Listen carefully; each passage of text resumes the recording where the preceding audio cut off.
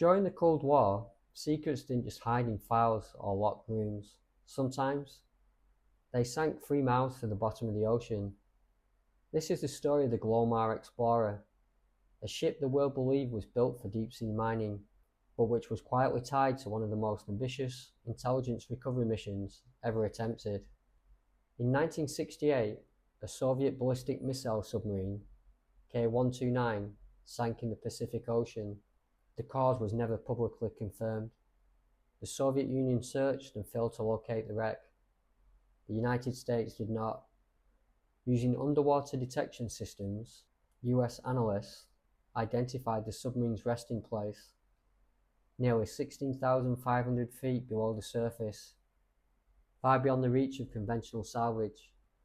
Inside the wreck could be something priceless: cryptographic systems, classified technology, and insight into Soviet nuclear capabilities.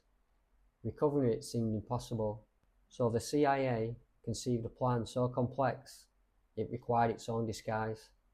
A massive ship was commissioned, publicly described as a revolutionary deep-sea mining vessel, supposedly designed to harvest mineral nodules from the ocean floor.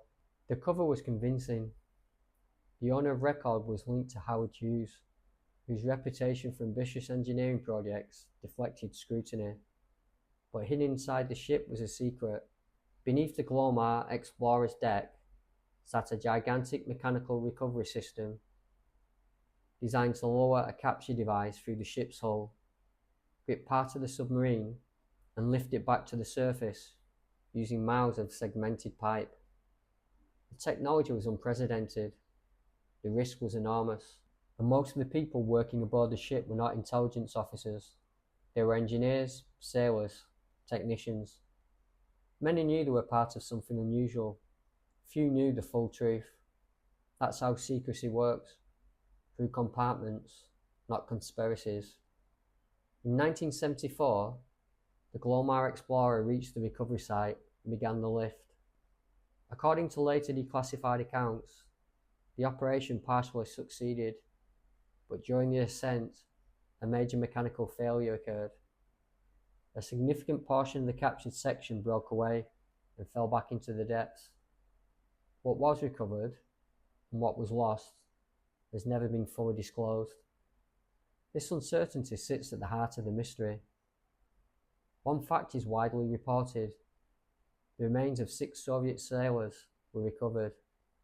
Despite the operation's secrecy, the CIA conducted a formal burial at sea, filmed, with military honours. It was a rare moment of humanity between enemies, a reminder that even inside espionage, there were boundaries that mattered. A ship built as a lie to recover truth from the deep. The mission might have remained secret for decades, but it didn't.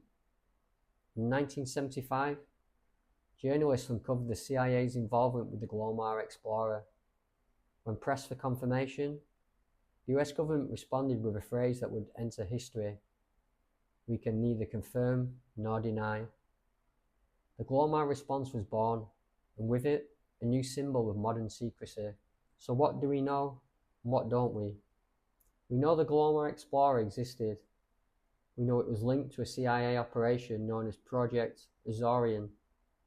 We know a recovery took place, and we know it succeeded, but not completely. What remains uncertain is how much intelligence was recovered, and how much still rests on the ocean floor. The Glomar Explorer was more than a ship. It was a floating secret, built to reach into darkness, lift history itself, and return with answers few would ever be allowed to see. And that's the enduring mystery. Not whether the operation happened, but how much of what it uncovered remains buried, not beneath the sea, but behind silence.